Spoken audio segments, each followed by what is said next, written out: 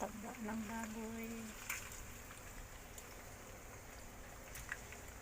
Mantika sa taba ng baboy. Yun ang amin laging ginagamit dito.